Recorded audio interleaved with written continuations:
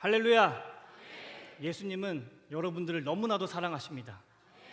사람은 마음에 가득한 것을 이야기할 수밖에 없어요. 그래서 마음속에 만약에 정치가 가득하면 그 사람은 사람들끼리 모이면 정치 이야기밖에 하지 않습니다. 마음속에 돈이 가득하면 그 사람은 이 세상을 바라볼 때 모든 것을 다 돈으로 바라보기 시작해요. 성공이 가득한 사람은 내가 하는 행동들, 어떤 사람이 나에게 하는 행동들 모든 걸 다 성공으로 바라봅니다. 그렇지만 마음속에 예수님이 가득한 자는 어디 가서든지 다 예수님을 바라보고, 나무가 흔들려도 거기서 예수님의 사랑을 느끼고, 떨어지는 낙엽을 봐도 거기서 예수님의 사랑을 느끼고, 모든 걸 다 예수님으로밖에 이야기할 수밖에 없습니다. 이 시간 여러분들 마음 가운데, 우리의 비어있던 그 마음 가운데 세상의 것들이 들어가는 것이 아니라 예수님의 사랑이 들어가서 우리의 모든 시선이 다 예수님께만 돌아갈 수 있는 그 은혜의 시간이 되시기를 간절히 바랍니다. 대한민국에 지금 많은 교회들은 성찬이 없어지고 있습니다.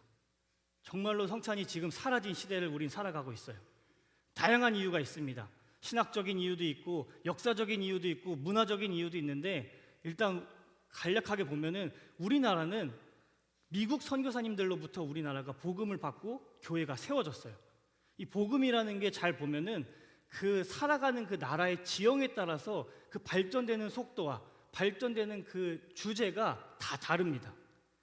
우리가 잘 아는 것처럼 다 신학자들, 종교개혁자들은 전부 다 유럽에서 나왔어요.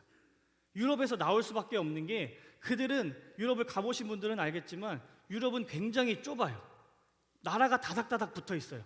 얼마나 좁은지 저도 몇 년 전에 이제 폴란드를 갔었을 때, 제가 폴란드에서 가고 싶은 그 목적지를 내비게이션 찍고 가고 있었는데, 나중에 그 렌트카 회사에서 연락 온 게, 너 국경을 넘었다. 그러니까 돈을 더 내라는 거야, 몇십만 원. 그래서 내가 국경을 언제 넘었냐? 나는 내비를 찍고 그냥 갔을 뿐이지 나는 국경을 넘은 적이 없다. 근데 유럽은 이제 우리처럼 하이패스가 없기 때문에, 톨게이트가 없기 때문에 그냥 지나가면 어떻게든 알았는지 모르겠지만 나중에 연락을 하더라고요. 그래서 이제 조목조목 이제 이야기했죠. 아니, 나는 여기서부터 목적지가 여기인데 내비가 이렇게 간 것 같다. 나는 여기 초행길이 내가 어떻게 하냐? 막 메일을 보내니까 알겠다고 넘어가더라고요. 그러니까 그만큼 국경을 넘었는지도 모를 정도로 나라가 다닥다닥 붙어 있어요. 그렇게 복음을 갖고 있었는데, 그 유럽 사람들이 복음을 갖고 있었는데, 내가 갖고 있는 그 복음의 기준, 내가 갖고 있는 그 예수 그리스도에 대한 그 신학과 옆 나라 사람이 갖고 있는 예수 그리스도의 신학이 충돌하면 이 사람들은 싸울 수밖에 없는 거예요. 왜냐하면 내가 살고 있는 나라가 정해져 있으니까. 이것 때문에 내가 이민을 갈 수는 없잖아요. 그러니까 이것을 더 견고하게 하고, 우리가 갖고 있는 신학을 더 견고하게 만들기 위하여서 싸우고 투쟁하다 보니까 교리가 점점씩 탄탄해지고 더 뚜렷해질 수밖에 없는 거예요. 근데 반대로 미국은 내가 가지고 있는 신학과 이 사람의 신학이 부딪히면 그냥 이사 가면 돼요. 워낙 땅덩어리가 넓으니까, 워낙 광활하니까 그냥 다른 지역으로, 다른 주로 이사 가면 이 사람과 마주칠 일이 없는 거예요. 그러니까 미국은 교리와 신학이 발전된 게 아니라 성경 말씀, 그리고 전도, 부흥, 그쪽으로 더 초점이 맞춰졌습니다. 그렇게 훈련을 받았던 그 미국의 선교사님들이 우리나라에 와서 복음을 전했을 때 도대체 우리나라에 무슨 교리가 들어왔겠냐는 거예요. 말씀을 전하고 부흥을 전하고 그 순수 복음인 오직 예수 그리스도만 전하기 시작하는 거예요. 그러니까 우리나라가 짧은 시간 안에 갑자기 급격하게 부흥에 성공해서 엄청난 교회가 성장했잖아요. 그러니까 우리는 애초에 그 기독교 복음의 그 교리를 제대로 배우지 못한 나라입니다. 애초에 대한민국은. 그러니까 성찬이 기독교에서 얼마나 중요한지, 얼마나 중요한 의미를 가지고 있는지 우리는 처음부터 받고서 이 신앙생활을 시작한 게 아니에요. 그러니까 우리가 가르치지 않다 보니까 사람들은 단순히 성찬, 예수님의 살과 피를 상징하는 것 뿐이야 하고 점점씩 관심을 다 등한시하기 시작합니다. 그리고 좀 전에 얘기했던 것처럼 한국 교회는 갑자기 급격하게 성장을 했어요. 우리 기독교 그 기네스북에 올라온 것처럼 오늘이 거기 순복음교회도, 여의도 순복음교회도 기네스북에 올라갈 정도로 한 80만 명의 교인이 등재됐었잖아요, 한번. 그 정도로 아주 급격하게 성장했기 때문에 교회 입장에서는 그 많은 인원들, 그 많은 인력들을 우리가 성찬 한 번 하기 위해서 동원하는 게 부담스러운 거예요. 귀찮은 거예요. 그냥 예배 빨리 끝나야 되는데 그 많은 인원들을 다 성찬을 배병배전하려니까 이게 머리가 돌아가지가 않는 거예요. 그래서 점점씩 성찬을 등한시하기 시작합니다. 그리고 오늘은 요즘 같은 이 현대교회는 성찬을 전통적인 예식으로 생각해요. 요즘은 아주 심플하고 아주 간략하고 좀 스마트하게 일이 진행돼야 되는데 아직도 성찬을 해? 저건 뭔가 구닥다리 교회 같은 거예요. 아직도 뒤처지는 교회처럼 느껴지는 거예요. 예배에 필요 없는 것들 다 가지치기 하고 우리 필요한 것만 딱 깔끔하게 하고 모이고 사라져야 되는데 성찬을 한다? 저 교회는 아직도 옛날 스타일이네. 그리고 그 다음에 이제 우리나라에 전 세계에 코로나 바이러스가 들어오니까 비대면 예배가 점씩 들어오기 시작하면서 사람들이 야, 굳이 성찬을 해야 돼? 내가 집에서 1년 동안 예배를 드려봤는데 나한테 아무런 저주가 일어나지 않다더라. 나는 그동안 지금까지 교회 빠지면 하나님이 벌할 줄 알았는데 집에 있어 봤어. 한 2년 동안 3년 동안 내가 온라인 예배 드려봤는데 아무 일도 생기지 않다더라. 근데 굳이 성찬을 또 해야 되냐? 우리 성찬의 중요성을 우리는 무감각해진 시대 속에 지금 살아가고 있습니다. 이렇게 다양한 이유 가운데 오늘날의 한국 교회는 성찬이 완전히 사라져 버렸어요. 근데 성찬이 없어진 가장 큰 이유가 뭐냐면 예수님의 그 보혈의 능력을 전부 다 잊어버렸기 때문입니다. 성찬은 내가 하고 싶으면 하고 내가 하기 싫으면 하지 않고 내가 오늘 컨디션이 좋으면 성찬을 하고 내가 오늘 기분이 나쁘면 성찬을 하지 않고 내가 결정할 수 있는 그런 권한이 아니에요. 내 마음과 상관없이 무조건 해야 되는 게 바로 성찬입니다. 왜냐하면 우리는 교회에 예배하러 오기 때문이에요. 교회에 놀러 오는 것이 아니라 그냥 교회 사람들과 문화를 즐기러 오는 것이 아니라 우리를 구원하시고 우리를 창조하시고 우리를 죽기까지 사랑하신 그 예수님께 영광 돌리기 위하여서 우리는 교회에 나옵니다.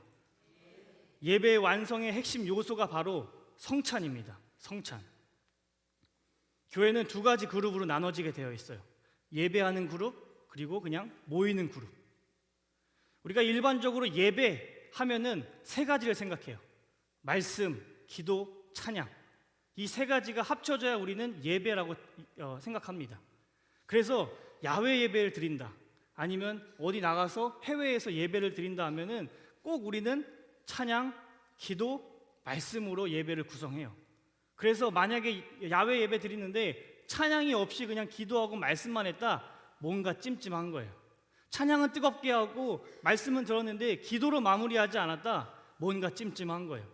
찬양하고 기도는 뜨거웠는데 말씀이 없다? 이건 예배라고 할 수 없는 거예요.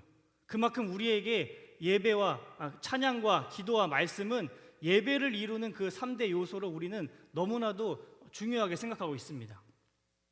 근데 구약시대 때 예배의 핵심은 바로 제사였어요. 제사. 나의 죄를 전가시키고 그 동물을 죽여서 내 죄를 다 용서받는 그 제사. 그때는 찬양하지 않았어요. 기도하지 않았어요. 말씀을 듣지 않았습니다. 이스라엘 사람들이 자기의 죄를 용서받기 위하여서 소나 양이나 비둘기나 그 짐승들을 가지고 제사장 앞에 나왔을 때 먼저 찬양하지 않았어요. 그들에게 기도를 하지 않았어요. 제사장에게 말씀을 듣지 않았습니다.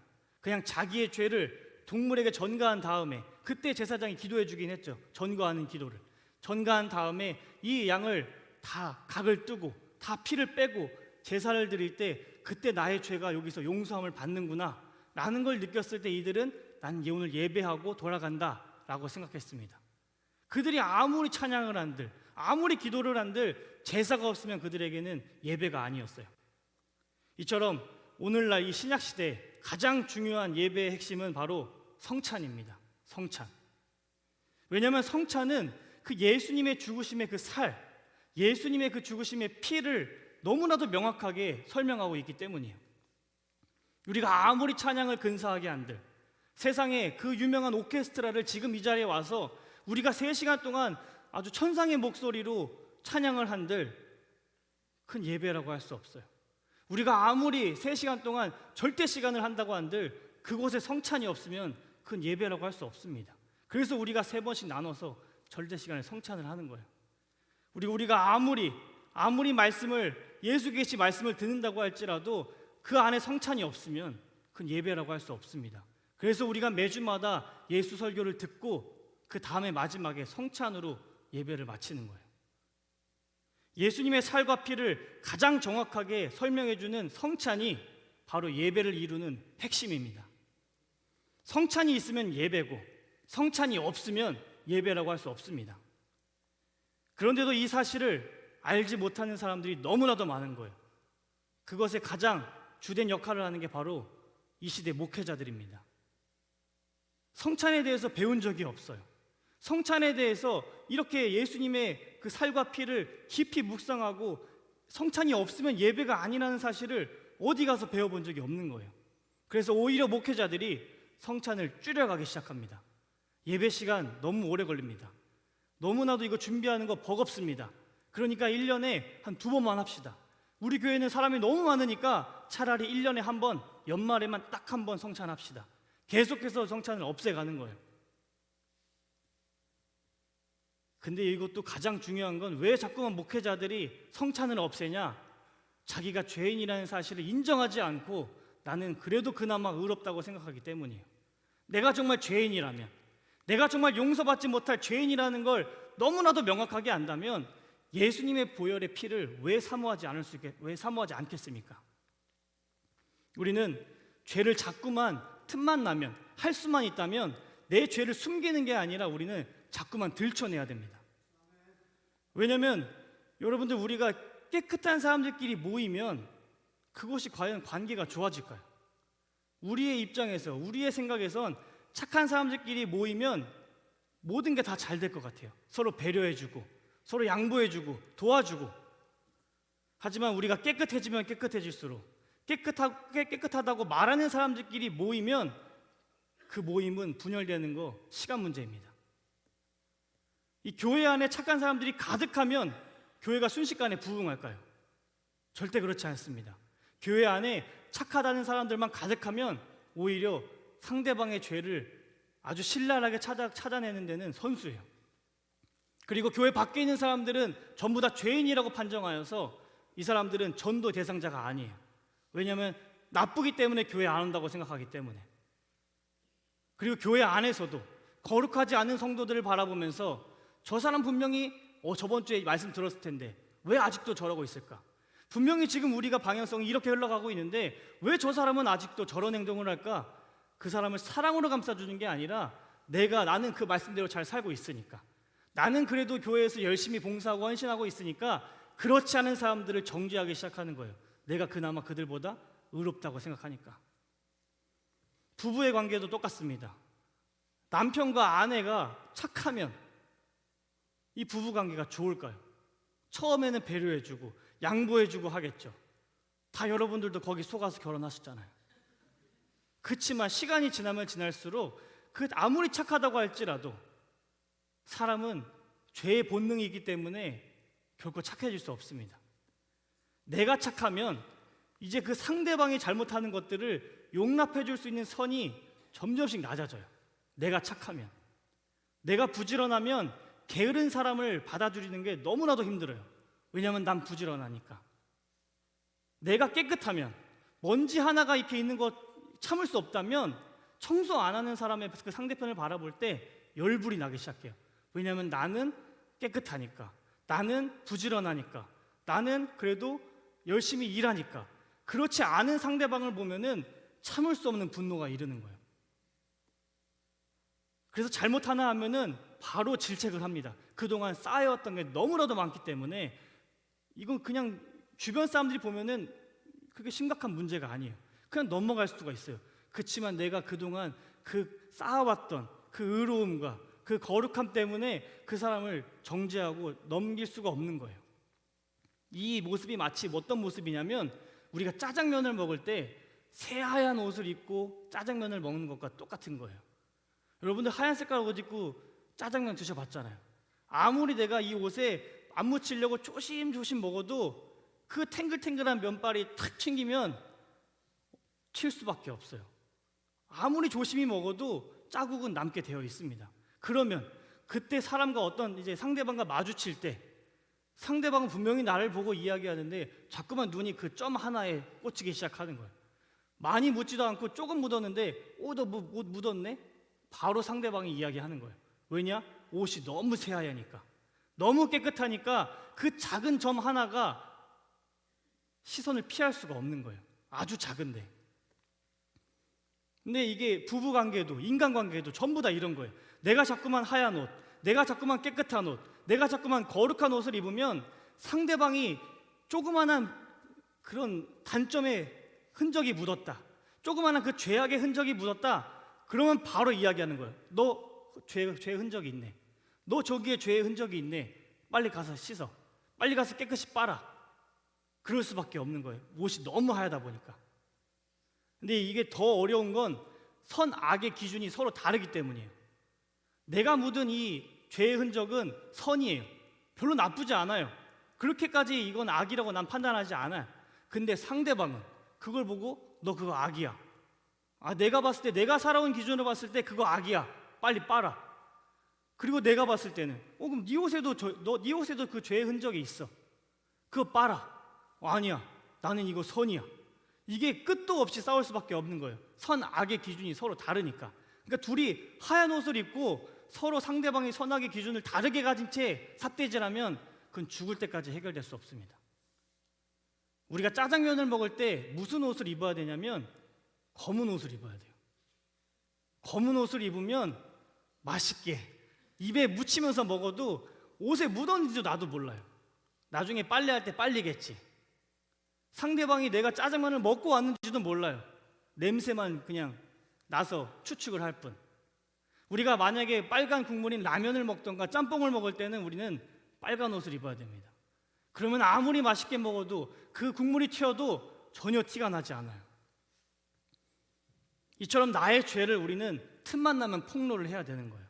틈만 나면 내 죄를 고백하고, 틈만 나면 나의 부족함을 사람들에게 이야기하고, 그래야지만 내가 더러운 옷을 입고 있다는 걸 알려줘야지만 내가 실수할 때, 내가 무너질 때, 내가 좌절할 때 사람들이 어차피 내 옷은 검기 때문에 내가 무슨 흔적이 묻었는지 전혀 알지 못해요. 하지만 내가 스스로 자꾸만 이 검은 옷을 벗어버리고 하얀 옷, 거룩한 옷, 깨끗한 옷을 자꾸 입으려고 하면 나는 분명히 이전보다 더 깨끗하게 살고 있는데 사람들은 자꾸만 나를 정죄하기 시작하는 거예요. 너 왜 그래?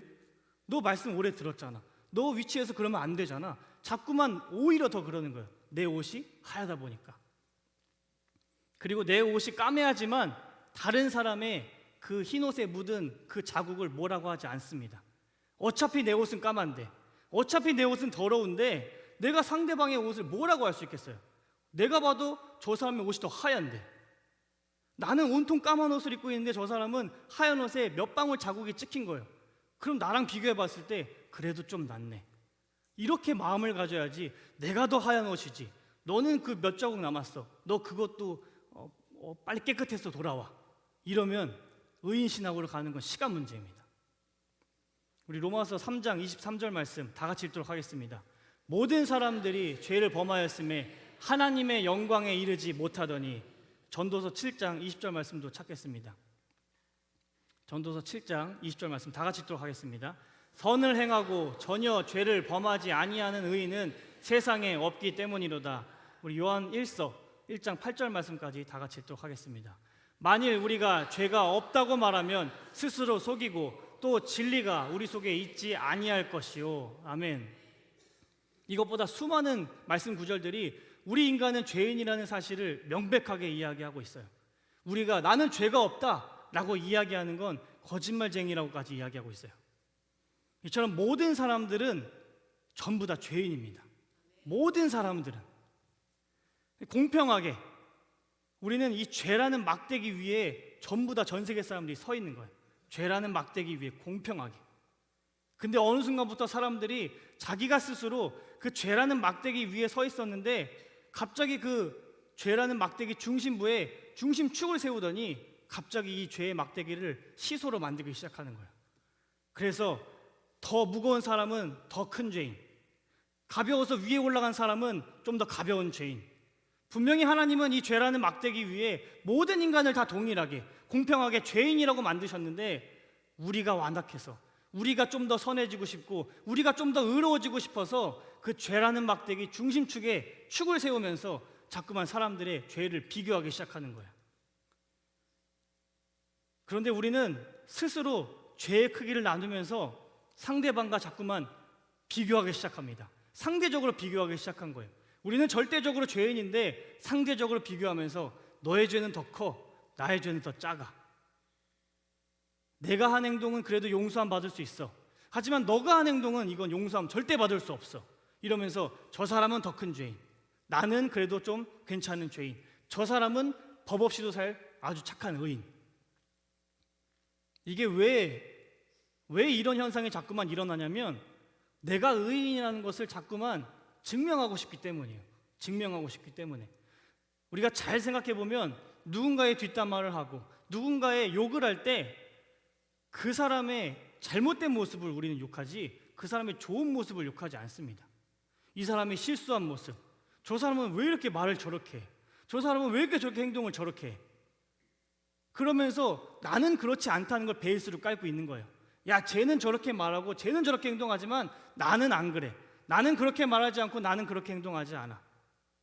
그러니까 이 사람들을 정죄하면서 이 사람의 죄의 크기를 이야기하면서 나는 그래도 적은 죄를 짓고 있는 그나마 상대적인 의인이야 라는 걸 이야기하고 싶어서 자꾸만 우리는 죄의 크기를 비교하기 시작하는 거예요. 내가 좀 더 나은 쪽으로 가기 위해서. 이런 사람들의 특징은 흰색 안경을 쓰고 온 세상을 바라보는 거예요. 아까는 우리가 흰 옷을 입었지만 이런 사람들은 상대적으로 비교를 해야 되기 때문에 자꾸만 흰색 안경을 쓰는 거예요. 그렇게 사람들을 바라보면 그 사람 안에 있는, 그 사람 겉에 묻어있는 그 모든 죄악들이 너무나도 뚜렷하게 잘 보이기 시작합니다. 아, 저 거룩한 옷에 한 3분의 1이 다 지금 죄악으로 덮여졌네? 그리고 날 보니까 나는 5분의 1밖에 안 되네? 난 그래도 좀 낫구나. 저 사람은 10분의 1밖에 안 됐어? 거룩한 사람이구나. 내가 저 사람을 모티브로 잡아서 나도 저렇게 거룩해져야지. 그런데 말씀은 우리가 아까 읽은 것처럼 모든 사람들은 다 동일하게 죄인이라고 이야기합니다. 죄의 크기를 나누지 않고 너도 죄인, 나도 죄인, 우리 모두가 다 죄인이라고 고백하라고 성경 말씀은 이야기하고 있습니다. 그렇게 되면 우리는 흰색 안경을 쓰고 인생을 살아가는 게 아니라 선글라스를 끼고 인생을 살아가는 거예요. 그러면 똑같이 이 사람들의 옷에 묻은 그 죄악들이 전혀 보이지 않기 시작합니다. 그래서 그 사람과 어차피 나도 죄인, 어차피 너도 죄인, 그렇기 때문에 실수를 해도 다시 우리를 살려주실 그 예수 그리스도를 바라보지, 만약에 흰색 안경을 쓰고 세상을 바라보면 그 사람이 얼마나 더러운 죄인인지 이야기하는 데만 바빠요. 그렇게 검은 색깔 안경을 쓰고 인생을 살아갈 때 죄는 보이지 않지만, 남들의 죄는 보이지 않지만 명확하게 보이는 게 딱 한 가지 있는데 그게 바로 예수님의 붉은 보혈밖에 보이지 않습니다. 하나님은 죄를 매우 싫어하세요. 하나님은 죄를 가진 자를 반드시 죽여버립니다. 왜냐하면 죄는 하나님과 반대되는 속성을 가지고 있기 때문입니다. 하나님의 속성을 거스르는 속성을 갖고 있는 게 바로 죄예요. 죄. 그래서 사람들은 자기는 자꾸만 그 죄를 숨기려고 이야기해요. 하나님을 믿지 않아도, 하나님의 존재를 부인해도 자꾸만 자기 죄를 숨기려고 하는 건 우리 인간은 어쩔 수 없이 하나님이 창조한 존재잖아요. 아무리 그 사람이 나는 원숭이로부터 진화했어, 나는 하나님 존재 믿지 않아, 난 무신론자야 라고 할지라도 하나님은 살아계시고 하나님이 우리 온 지구를, 온 우주 만물을 다 창조하셨기 때문에 그것에서 벗어날 수 있는 사람은 아무도 없어요. 자기 안에 예수의 영이 없어서 하나님을 모를 뿐이지, 그냥 우리는 영적인 존재로서 하나님을 나도 모르게 지금 두려워하고 있는 거예요. 그러니까 내가 죄를 지으면 그냥 숨기고 싶어요. 어린아이들도 갑자기 방에서 사부작거리면 엄마들은 직감을 해요. 뭔가 큰일이다. 가서 보면 난장판이 되어 있고, 근데 너 이거 왜 그랬어 하면은 내가 그러지 않았어. 이 책상이 갑자기 넘어졌어. 왜 죄를 숨기려고 하고 싶겠어요? 그 아이가 뭘 안다고? 죄의 속성을 압니까? 이 아이가 하나님을 뭘 알겠습니까? 하지만 그렇게 창조되었기 때문에 죄를 숨길 수밖에 없는 거예요. 왜냐하면 죄를 가지면 하나님은 반드시 죽여버리고, 죄의 속성은 하나님을 거스르는 속성을 가지고 있기 때문입니다. 우리가 잘 생각해 보면 죄를 짓는 것 자체가 하나님의 존재를 부인하는 거예요. 그러니까 하나님의 속성을 거스른다는 건 하나님의 존재를 부인한다는 뜻입니다. 우리가 살인을 한다고 생각해 보세요. 내가 누군가를 칼로 푹푹 찔렀어요. 그럼 만약에 하나님이 이 살인한 자를 절대로 용서하지 않으시고 반드시 벌하신다는 그 하나님을 안다면 과연 이 세상 그 누가 살인을 할 수 있겠습니까? 서울 한복판에서 칼로 누군가를 찔렀을 때 하나님이 갑자기 하늘에서 번개를 막 내리시면서 그 살인한 자를 한 번만 벌해주시면 이 세상 사람들 아무도 살인하지 않아요. 하나님이 살아 계시다는 걸 믿으니까. 우리가 도둑질하는 것도 똑같아요. 하나님을 믿지 않기 때문에, 하나님이 존재한다는 걸 믿지 않기 때문에 도둑질을 하는 거예요. 하나님이 불꽃과 같은 눈동자로 나를 24시간 본다고 생각하면 과연 어떤 도둑이 대범하게 도둑질을 할 수 있겠습니까? 제가 영상 하나를 봤었는데 이렇게 외국이었어요. 길거리에 있는 그런 편의점 옆에 있는 ATM 기계에서 어떤 외국인이 막 이제 돈을 뽑고 있었는데 그 사람 돈을 뽑고 있는 사람은 이제 뒷주머니 장지갑이 있었어요. 그래서 그 뒤에 있던 사람이 그 장지갑을 훔치고 싶었나 봐요. 계속 눈을 그 장지갑에 꽂더니 이거를 조금씩 아주 티 안 나게 조금씩 뽑아서 결국 지갑을 뽑는 데 성공을 했어요. 그러고서 너무 좋아가지고 야, 지갑 찾았다. 이거 갖다 이제 내가 뭘 맛있게 먹어야겠다 하고 딱 봤는데 CCTV가 지금 날 딱 보고 있는 거예요. 그러니까 CCTV랑 이 지갑이랑 몇 번 왔다 갔다 하더니 그 내가 훔친 사람, 그 사람 옆에 지갑을 뚝 떨구고서 저기요, 지갑 떨어졌습니다. 여기 지갑 내가 찾았다고. 그러고서 갑자기 이 사람은 감사 인사 받고 가더라고. 하물며 이 CCTV가 나를 지금 보고 있다고 하면 도둑질을 할 수 있겠냐는 거예요. 우리가 CCTV도 이렇게 무서워하는데 하나님이 정말 살아계시다고 믿는다면 과연 이 세상 그 어떤 사람이 도둑질을 할 수 있겠습니까? 우리가 음행하는 것, 사기치는 것 전부 다 하나님이 살아계시다고 믿지 않기 때문이에요. 하나님이 24시간 동안 나와 함께 한다고 생각하는데 내가 어떻게 음행한 짓을 할 것이며 내가 어떻게 사람을 속여가며 나의 이득을 취할 수 있겠습니까? 예수님을 사랑하지 않는 것, 예수님을 떠나는 것, 예수님을 부인하는 것 모든 게 다 우리가 하나님이 살아계시지 않고 예수님이 지금 존재하지 않는다고 생각하기 때문에 그 예수님을 사랑하는 것보다 내 눈앞에 보이는 세상을 사랑하고 예수님을 떠나는 것도 예수님보다 더 좋은 것에 내가 현혹되었기 때문에 우리가 예수님을 등지고 바로 그곳으로 곧장 달려가는 겁니다. 이 죄라는 게 얼마나 끔찍하냐면 우리가 이 죄를 가볍게 생각하면 안 됩니다. 죄가 얼마나 끔찍하냐면 일격이신 하나님 아버지가 이격이신 예수 그리스도를 죽였어요. 하나님은 삼위일체이기 때문에 세 분이 한 분이시고 한 분이 세 분이시기 때문에 절대로 서로를 공격하지 않고 서로를 죽일 수가 없습니다. 그런데도 성부 하나님이 성자 예수님을 죽였어요. 죄 때문에.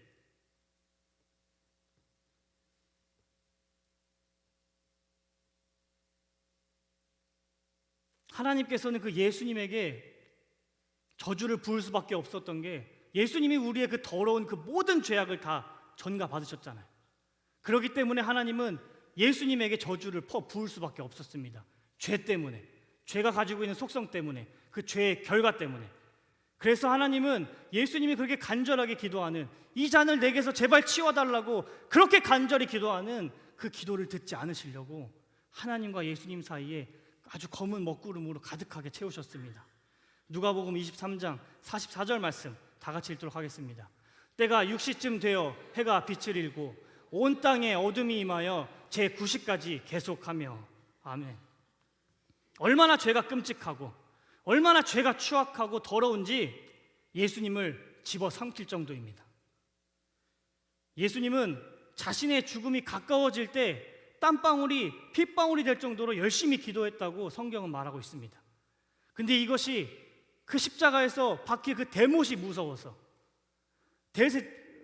제사장들에게 맞는 게 너무나도 두려워서 로마 병정들에게 채찍을 당하는 게 너무나 두려워서 그렇게 우시면서 기도하신 것이 아니라 하나님 아버지에게 끊어지는 그 죄악, 하나님 아버지로부터 그 쏟아질 그 분노의 저주가 너무나도 두려워서 땀방울이 핏방울이 될 때까지 기도를 하신 거예요. 죽음이 두려워서, 십자가가 두려워서 그렇게 열심히 기도하신 게 아니라 그 죄의 끔찍한 속성을 너무나도 자세히 알기 때문에 예수님은 그렇게 기도를 하셨습니다. 우리의 죄를 뒤집어 쓰신 예수님은 절대로 곱게 죽어서는 안 돼요. 절대로 얌전하게 죽어서는 안 돼요. 만약 예수님이 우리의 죄를 다 전가 받으셨는데 그냥 나이가 차서 돌아가셨다, 아니면 무슨 교통사고로 인해서 갑자기 아픔 없이 돌아가셨다, 절대 이러면 안 돼요.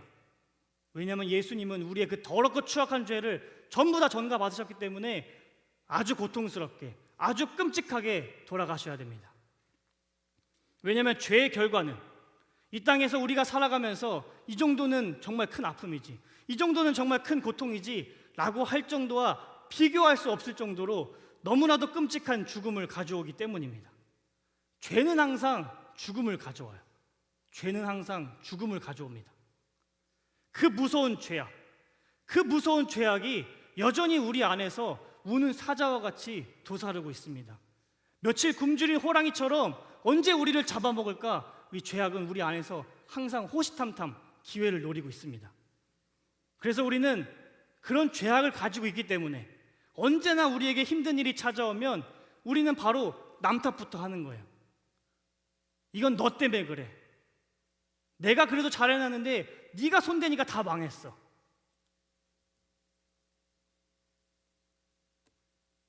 왜 그렇게 하냐면, 왜 남 탓을 하냐면 죄의 결과는 죽음을 가져오기 때문이에요. 그 사람을 정죄해서 그 사람에게 탓을 돌려서 그 사람을 죽여야 내 잘못이 없어지니까. 그리고 최종적으로 내 주변에 있는 모든 사람들에게 다 전가를 하다가 다 책임을 돌리다가 결국 마지막 하나님 아버지께 그 모든 책임을 돌립니다.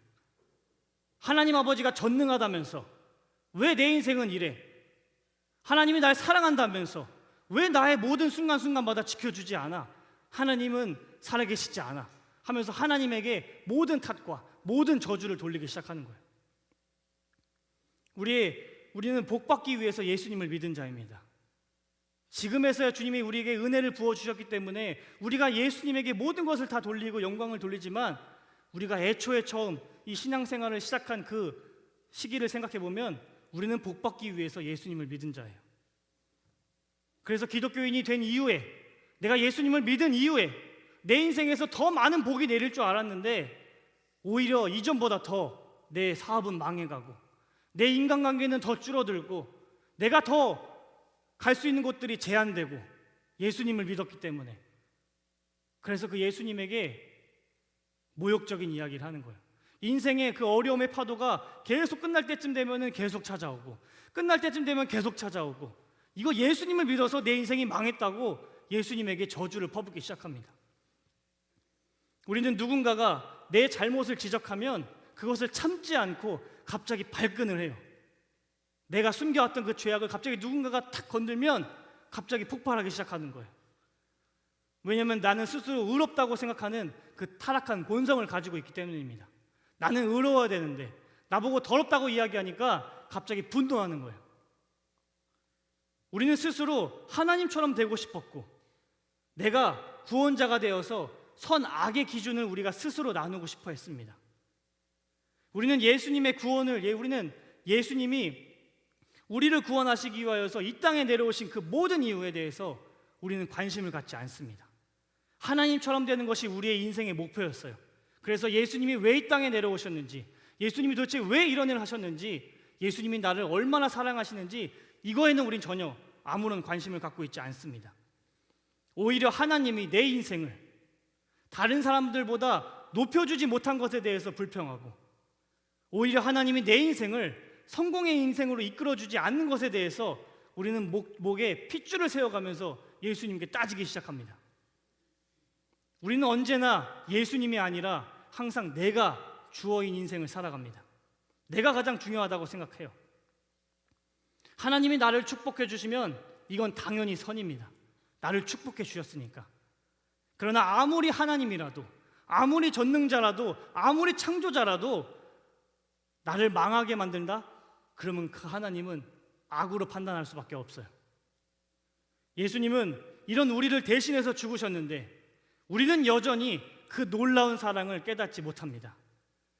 우리는 예수님과 멀어져서 날마다 죄악으로 달려가는 죄성을 가지고 있습니다. 그런데도 우리에게 소망이 있는 건, 날마다 예수님으로부터 멀어지는 우리에게 소망이 있는 건 우리의 추악한 죄보다 예수님의 사랑이 더 크시기 때문입니다. 우리가 이 사실을 깨닫기 위해선 날마다 내가 실패하는 부분이 있어야 돼요. 날마다 우리는 무너져야 됩니다. 반복적으로 짓는 죄가 있는 이유는 하나님이 전능하지 못해서 우리가 가지고 있는 그 반복적인 죄를 끊어주지 못하는 게 아닙니다. 우리가 반복적으로 죄를 짓도록 하나님께서 그냥 잠시 동안 내버려 두시는 이유는 매번 우리를 용서해 주시고, 매번 우리를 눈 감아 주시고, 매번 우리가 주저앉은 우리를 다시 한번 일으켜 세워 주시는 그 예수님의 사랑을 알려주시기 위함입니다. 우리는 내가 진짜 이 죄를 한 번만 더 지으면 난 사람도 아니다, 내가 진짜 다시 한번 이 죄를 지으면 난 진짜 예수 믿는 사람 아니다 라고 혼자 다짐을 하고 다짐을 해도 정신 차려보면 우리 다시 한번 그 죄 앞에 서 있습니다.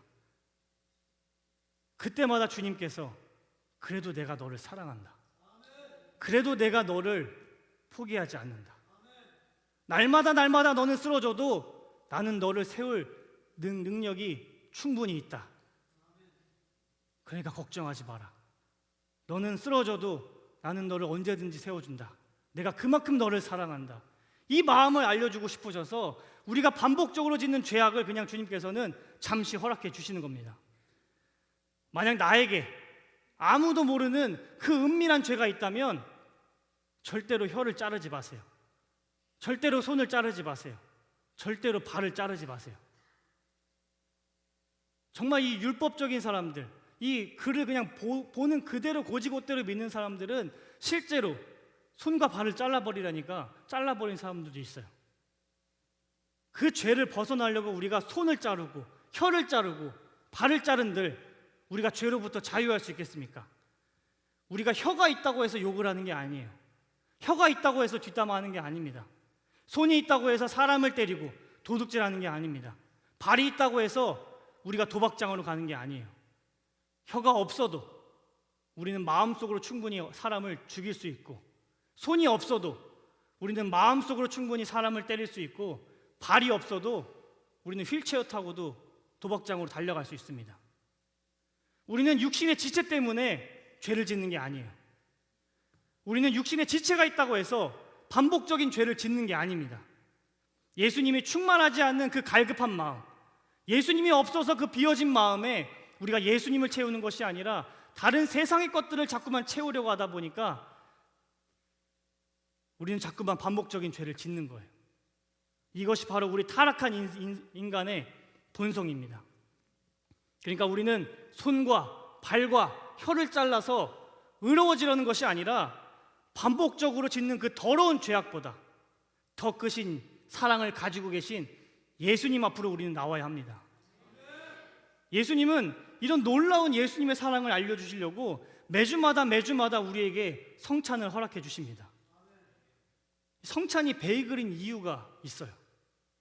그냥 얻어 걸려서 베이글이 아니라 우리가 성찬을 할 때 베이글하는 이유가 있습니다.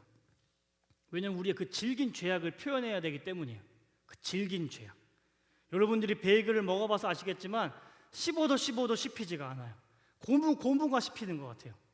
그리고 이 씹다가 갑자기 내가 넘길 때 이 이빨 사이에 아주 구석구석에 껴요. 아주 애매한 위치에 항상 낍니다. 이거 손으로도 뺄 수 없고 치실로도 뺄 수 없고 아주 이런 데 구멍이 있었나 싶을 정도로 아주 이 구석구석에 다 베이글이 막 자리 잡기 시작하는 거예요. 그만큼 우리의 죄악은 그렇게 넘기기 어렵고 그렇게 사방팔방으로 퍼지고 그렇게 우리가 알지 못하는 곳에 숨어 산다는 거예요.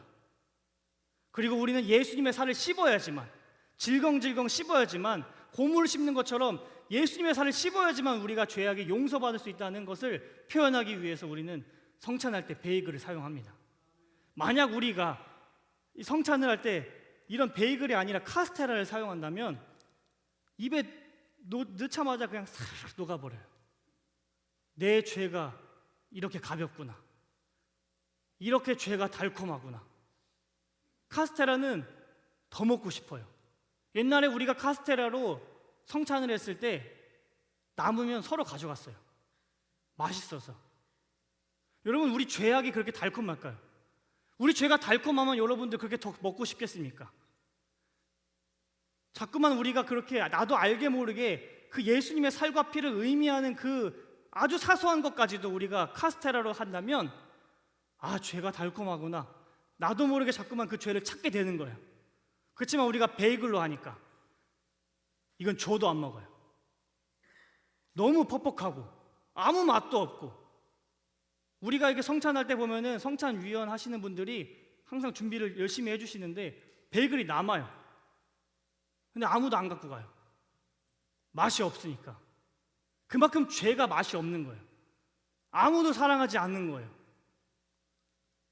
그리고 성찬은 우리가 반드시 포도주를 해야 합니다. 포도주.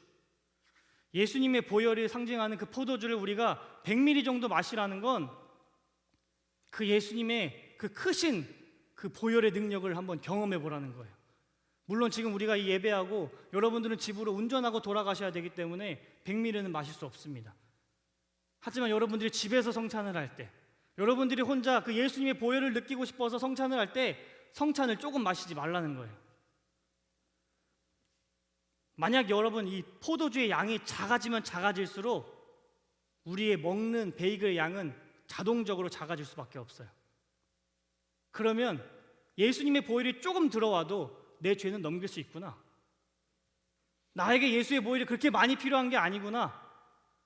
예수님의 보혈 나한테 조금만 주세요. 난 그래도 의롭게 살았으니까, 난 그래도 죄가 좀밖에 없으니까 예수님이 보혈 조금만 주시면 나 용서 받을 수 있습니다. 하지만 만약 입안 가득 꽉 차는 그 베이글을 한 움큼 꽉 물면 절대로 조그만 양의 포도주로 넘길 수가 없어요.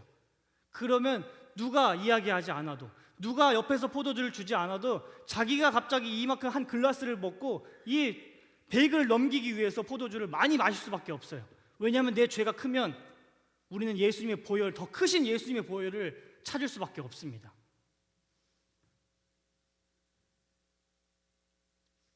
예수님의 보혈이 적게 필요하다는 뜻은 내 죄가 적다는 뜻이에요. 내 죄가 적으니까 예수님의 보혈이 필요 없는 거예요. 이 죄가 적은 자가 용서함 받는 게 더 기쁠까요? 아니면 죄가 많은 자가 용서함 받는 게 기쁠까요? 죄가 많은 자가 용서함 받는 게 훨씬 기쁩니다. 만약 여러분들이 50만 원을 누군가에게 빚졌어요. 근데 이걸 어떻게 갚을까?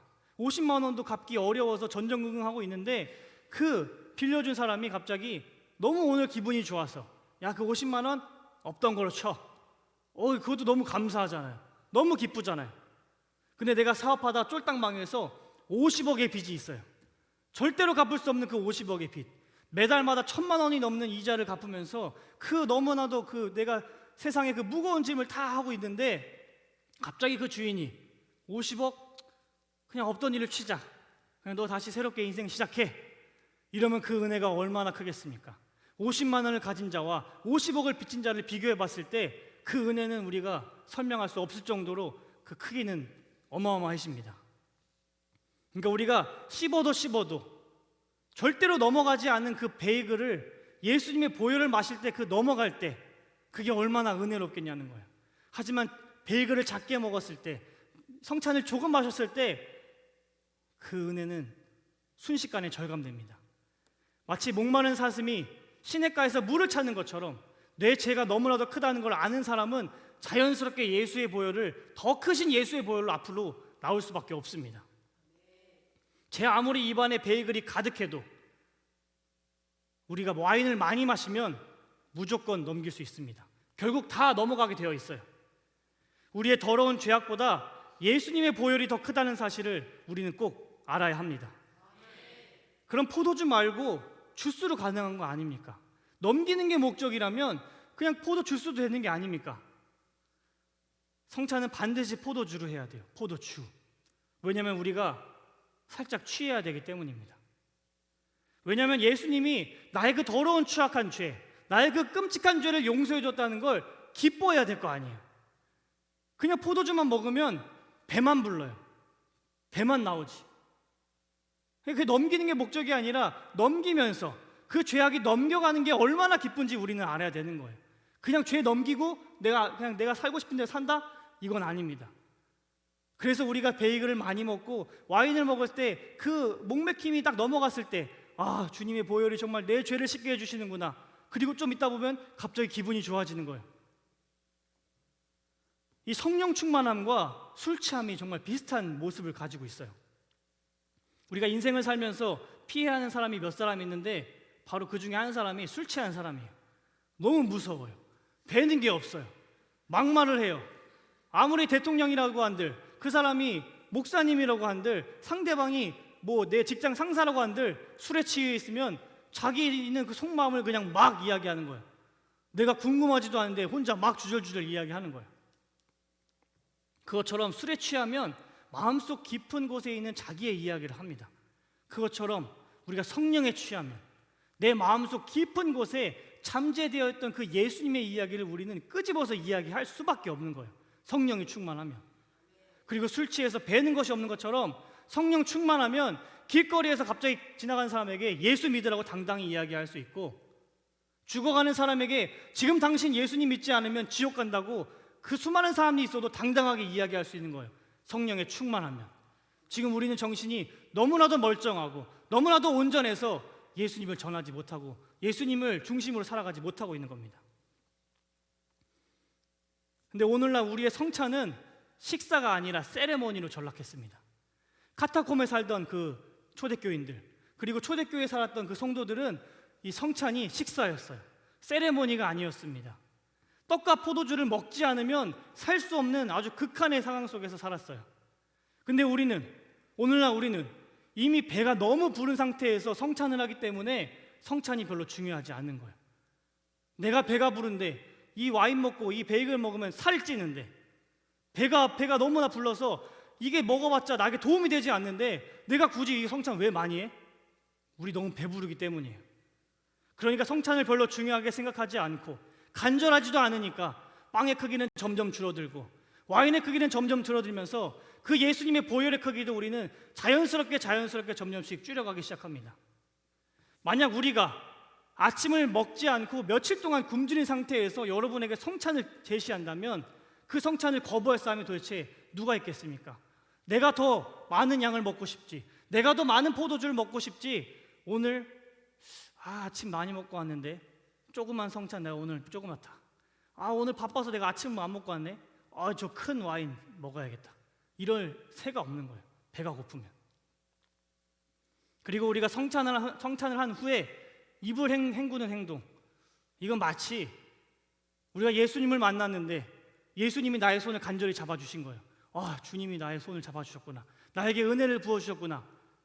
근데 예수님의 손에 예수님이 다한증이 있으셔서 손에 땀이 너무 난 거예요. 그래서 뒤 돌자마자 바로 비누로 그냥 빡빡 닦는 행동과 똑같은 게 바로 성찬을 한 다음에 물로 입을 헹구는 거예요. 왜냐? 예수의 보혈이 찝찝하니까. 이러면 예수님이 과연 좋아하실까요? 우리가 성찬의 그 본래 의미를 제대로 알 수 있는 방법은 우리가 한 3일 동안 굶어보고 베이글과 성찬을 놔두면 내 생명은 정말 예수님의 살로부터 오는구나. 이 퍽퍽하고 더러운 죄는 예수님의 보혈로서밖에 용서받을 수 없겠구나. 그 누가 알려주지 않는다고 할지라도 우리는 뼈저리게 느낄 수밖에 없습니다. 예수님은 언제나 항상 죽어가는 죄인들에게만 관심이 있으십니다. 예수님은 언제나 항상 쓰러진 자를 일으켜주고 싶어 하십니다. 예수님은 항상 살려주시는 분이십니다. 우리는 지금까지 성경을 읽을 때 그 예수님의 12제자 중에서 가룟 유다만 그 자살에 대한 극심한 그 죽음의 충동을 받았다고 아는데, 가룟 유다 말고 다른 제자도 한 명 있었어요. 그 제자가 바로 베드로였습니다. 베드로는 그동안 예수님을 내가 너무 사랑한다고, 나는 죽어도 내가 어떻게든 예수님을 지키겠습니다. 예수님이 죽어도 나도 따라 죽겠습니다. 예수님이 뼈가 묻히면 나도 그곳에 내 뼈를 묻겠습니다. 아주 떵떵거리면서 이야기했던 자가 바로 베드로였어요. 근데 그랬는데 막상 갑자기 종교 지도자들이 그 산엄한 완전 군장한 그 군인들을 데리고서 예수님을 잡으러 오니까 가장 먼저 도망간 자가 바로 베드로였습니다. 그리고서 예수님 면전에 대고서 나 저 예수 같은 이단 사이비 몰라. 나사렛에서 뭐 선한 것이 나올 수 있냐? 저 사람이 어떻게 메시아야? 내가 저 사람을 따랐으면 내 성을 간다. 이러면서 우리가 입에 담을 수 없는 모욕적인 말, 저주를 예수님의 눈을 보면서 퍼부었어요. 베드로가 예수님에게 저주를 퍼부을 수밖에 없었던 것은 예수님이 부활한다? 믿지 않았기 때문입니다. 만약 예수님이 부활한다는 것을 정말로 믿었다면 예수님의 눈빛을 봤을 때, 예수님이 죽어가시는 모습을 봤을 때 그 예수님을 어떻게 저주할 수 있겠어요? 좀 있으면 부활하셔서 다시 내 눈앞에 나타나시는데. 하지만 예수님은 부활하지 않는다는 것을 믿기 때문에, 예수님은 부활할 수 없다는 것을 믿었기 때문에 예수님에게 마지막에 아주 신나게 온갖 욕과 온갖 저주를 퍼부은 거예요. 자기 살자고. 베드로는 종교 지도자들에게 누군가가 잡히면 그 사람은 절대 살아남을 수 없다는 걸 너무나도 잘 알고 있었습니다. 근데 예수님이 갑자기 부활하셔서 자신들 앞에 나타난 거예요. 그때 예수님을 본 그 베드로의 심정이 도대체 어떨까요? 예수님이 부활하지 않을 걸 알고 온갖 욕과 저주를 퍼부었는데 갑자기 어느 날 예수님이 자기들이 모여있는 그 집에 벽을 뚫고 나타나신 거예요. 모든 제자들은 예수님에게 주님 부활하셨네요. 내가 주님을 만나고 싶었습니다 하면서 주님을 와락 껴안는데 과연 베드로는 예수님을 껴안을 수 있었을까? 오히려 그 예수님이 자꾸만 나타나는 게 너무나도 부담스러운 거예요. 내가 그렇게 욕을 했는데. 이 감정을 우리가 조금만 더 느껴보기 위해서는 여러분들이 누군가를 지금 뒷담화를 막 신나게 하고 있었어요. 항상 밤마다 안주 삼아서 누군가를 막 신랄하게 욕하고 있었는데 그 소문이 퍼져서 그 욕한 사람 귀에 들어간 거예요. 그래서 큰일 났다. 이 사람 이제 피해 다녀야겠다. 근데 식사 자리에 단독 룸 방에 둘이 앉게 된 거예요. 갑자기. 얼마나 숨 막히고 얼마나 그 자리를 빨리 도망가고 싶겠습니까? 그렇게 예수님을 자꾸만 만날 때마다 베드로는 너무나도 불편한 거예요. 예수님이 나에게 뭐라고 하지 않을까? 예수님이 나의 그 죄악을 들춰내면서 뭐라고 책망하지 않으신가? 너무나도 두려운 겁니다. 그런 가운데, 이런 상황 가운데 베드로와 제자들은 이제 다시 한번 바닷가에 나가서 물고기를 잡고 있는데 물고기는 안 잡히지. 내 모습은 너무나도 처량하지. 너무나도 형편없지. 꼴 보기 싫지. 그 물고기가 잡히지 않는 그 바닷가를 볼 때마다, 그 바닷가의 표면에 비치는 내 얼굴을 볼 때마다 너무나도 자괴감이 드는 거예요. 만약 예수님이 조금만 더 늦게 베드로를 불렀으면 베드로는 당장 그 물속에 빠져들어서 죽었습니다. 그 베드로의 마음을 전부 다 아시는 예수님은 베드로를 부르시는 거예요. 제자들을 부르시는 거예요. 그래서 제자들이 다 그 배에서 내려서 그 축축한 옷을 입고 예수님에게 달려올 때 예수님은 베드로가 그 젖은 옷 때문에 추울까봐 미리 해안가에서 모닥불을 피우시면서 베드로를 기다리고 있는 거예요. 그리고 이 베드로에게 나를 저주하지 않는 이 나머지 제자들보다 너가 나를 더 사랑하느냐? 그 중에서 예수님을 저주한 자는 베드로밖에 없었어요. 나머지 제자들은 예수님을 저주하지 않았습니다. 그러니까 말씀에서 정확히 예수님이 너가 이들보다, 나를 저주하지 않은 이들보다 너가 나를 사랑하느냐? 베드로가 아주 작은 목소리로 주님 그렇습니다. 내가 주님을 사랑합니다. 그걸 주께서 아시나이다. 그러니까 예수님은 한 번 더 물어보시는 거예요. 너가 나를 정말 사랑하느냐? 네 주님, 내가 주님을 사랑합니다. 그 마음을 주님께서 아십니다. 한 번 더 물어보시는 거예요. 베드로야, 네가 나를 정말 사랑하느냐? 네 주님, 내가 주님을 사랑합니다. 주님께서 내 마음을 다 아십니다. 베드로가 예수님을 모른다고 3번, 닭이 울기 전에 3번 부인했던 것처럼 예수님은 똑같은 숫자로 3번 이야기하시면서 그 죽었던 베드로를 다시 살려주셨습니다. 그렇게 회복된 마음을 가지고 자기가 그 무너졌던 곳, 자기가 그 예수님을 저주했던 그 예루살렘 회당으로 예수님은 다시 보내셨어요. 왜냐? 그곳에서 베드로가 죽었기 때문에. 그곳에 다시 베드로가 가서 예수님이 살려주신 그 회복의 영성을 가지고 다시 그 회당에 가서 내가 지금 사람 말을 듣는 것이 옳으냐, 하나님 말을 듣는 것이 옳으냐, 자기가 그동안 그렇게 겁쟁이처럼 보였던 모습은 다 지워버리고 예수님만 의지하고 그들에게 예수님을 믿으라고 담대히 선포할 수 있는, 다시 살려주시는 역사를 경험하게 해주십니다. 하나님은 이처럼 죽어가는 영혼을 살려주시는 분이십니다. 예수님은 항상 이렇게 타락한 방법 그대로 살려주시는 분이세요.